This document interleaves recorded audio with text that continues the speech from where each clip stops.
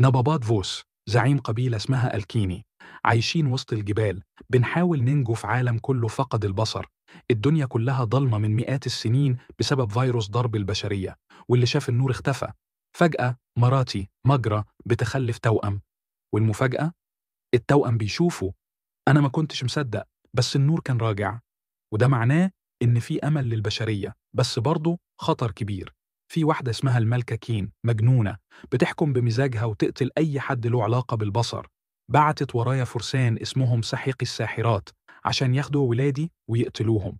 أنا عملت المستحيل عشان أحميهم، قتلت بجسمي وسيفي وإيماني إن في يوم النور هينور العالم تاني. الجزء الأول كله هروب من موت محقق، وخوف من إن أي حد يعرف سر التوأم، لكن أنا كنت دايماً قدها. الجزء التاني النار ولعت، كبروا ولادي هنيوا وكوفون، وبقوا مبصرين في عالم كله أعمى، بس كل واحد فيهم بيفكر بطريقة مختلفة. كوفون عايز يهرب ويعيش بعيد، مش شايف نفسه منا. هنيوة بتحب الناس وعايزة تعلمهم إزاي يبصوا للنور زيها.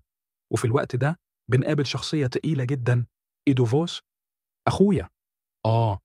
أنا كنت فاكره ميت، لكنه طلع عايش وبقى قائد كبير في مدينة اسمها ترافانتي، بس قلبه مليان كره وعايز ينتقم مني. ولادي اتخطفوا، وأنا بقيت قدام خيار واحد: أخوض رحلة الموت وأدخل مدينة كلها عساكر عشان أرجع أغلى ما عندي.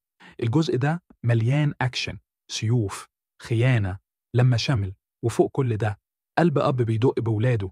وفي الآخر ولادي رجعوا، بس التمن كان غالي قوي. الجزء الثالث المعركة الأخيرة. دلوقتي كل الناس بقت تعرف إن البصر رجع، وبدأت الناس تنقسم. ناس شايفة إن النور ده قوة، وناس شايفة إنه لعنة.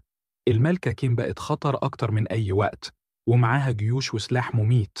والمصيبة، كوفون ابتدى يضعف قدام إغراءات البصر، وبقى ممكن يضيع الطريق.